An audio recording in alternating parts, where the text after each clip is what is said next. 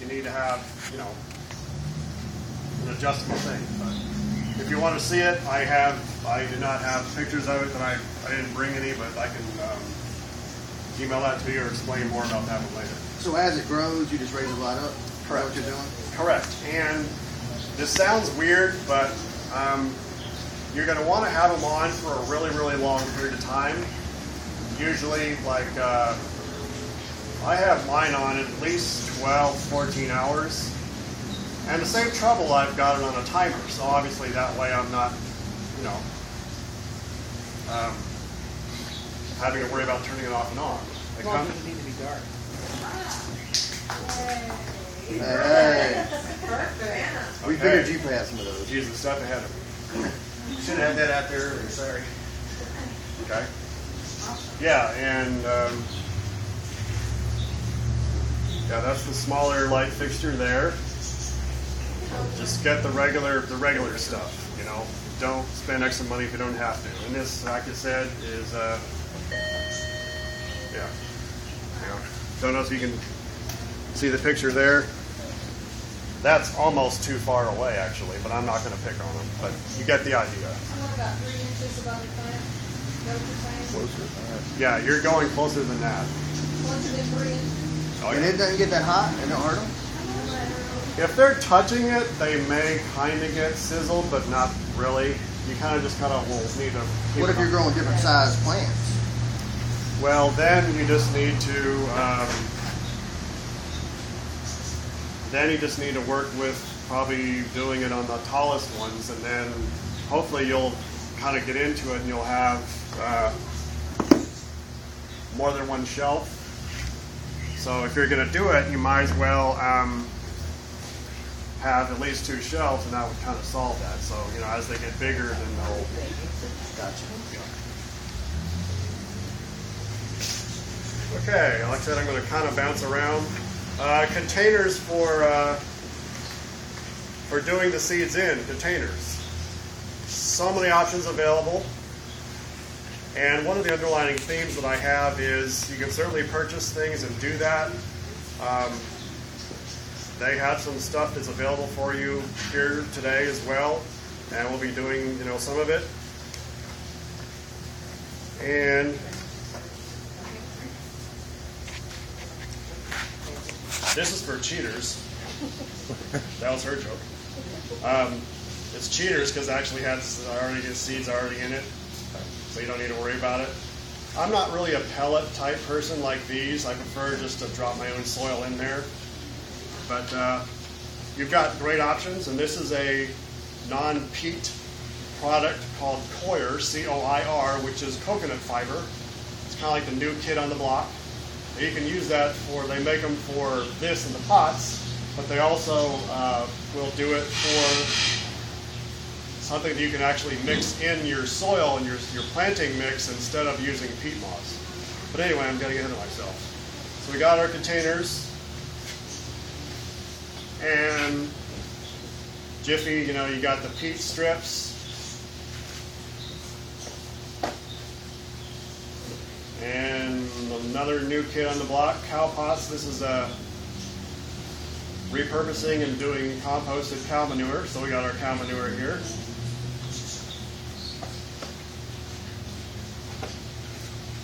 Really nice cube tray to What I usually use, and again, they have these inside.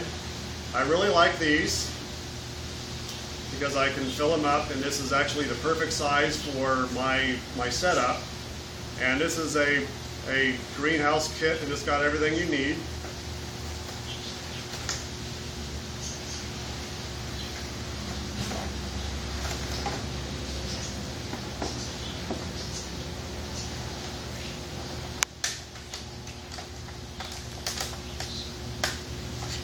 And it has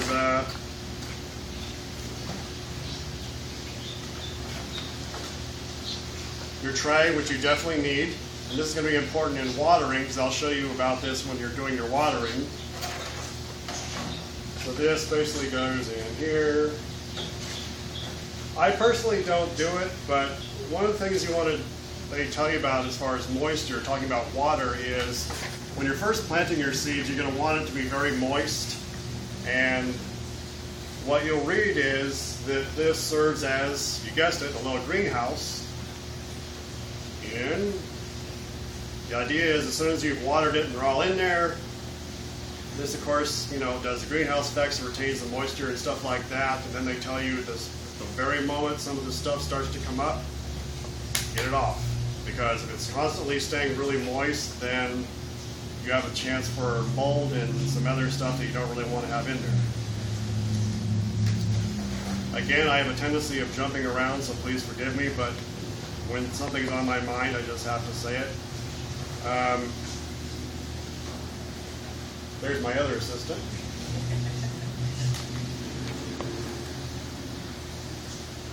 This actually is good because it's that way. Okay, so we got it.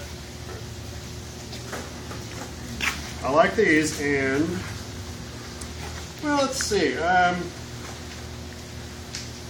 right, I'm gonna do radishes here. I'll do cabbage here. I'll do peppers here. I'll do tomatoes here. I'll do squash here, and I'll do cucumbers here. Go. Then they grow. Then they grow. Then they grow. Kind of goes along with what you just said. What's the problem with that? Different heights. Bingo. Some are germinating faster than others. So you're going to have situations where, because this is all together, you've got ones that some are coming up earlier than others. So just kind of keep that in mind. Maybe you don't want to go with a large one like this, or this one's actually designed to break apart. And I'll just take my scissors and cut them apart. You'll see the other one that I'll really use, but that's kind of why you would do that. So there's that size, and then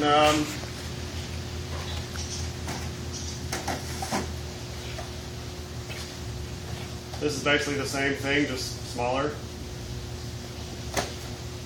All right, your soil.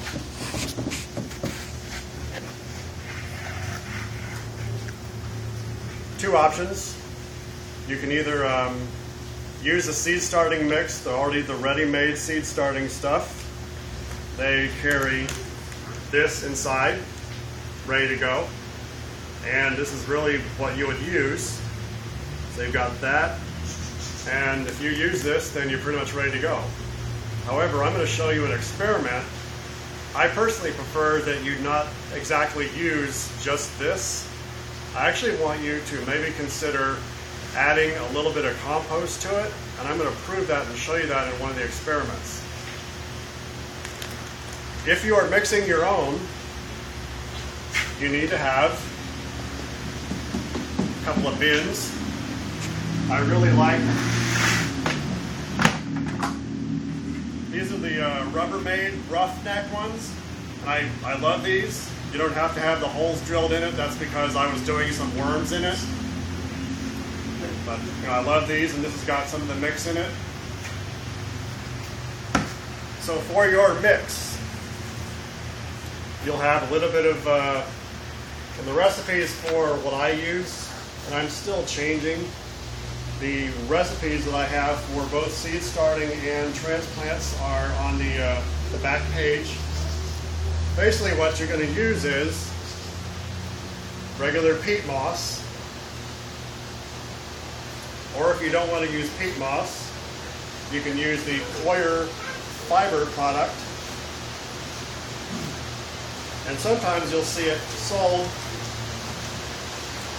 in bricks, and basically you're just going to wet that and it just expands, and then you've got your material.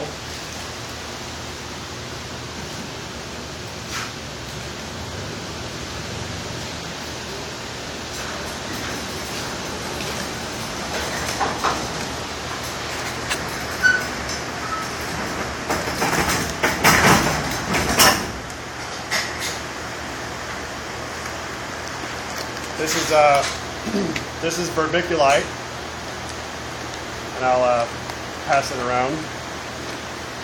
One of the jobs of vermiculite is to create air